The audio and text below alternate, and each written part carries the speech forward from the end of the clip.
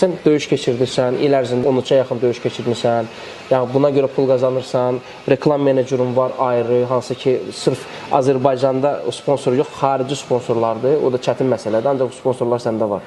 Niyə görə səndə alınır, ancaq başqa idmançılarında alınmır? Çünki bəzi idmançılar ki, gedirlər birindən dəstək istəyirlər və o qarşısındakı adam, iş adamı və ya biznesmen və ya hər bir imkanı olan bir insan bunlara yox dediyində, bunlar uca çönürlər də sonra, adamı tanımır. Aha.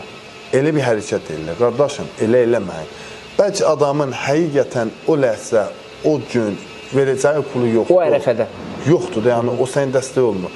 Amma sən genə ona zəng elə, genə onu maraqlan, genə münasibət saxla. Və oradan da deyir ki, mən buna heç bir dəstək eləmədim.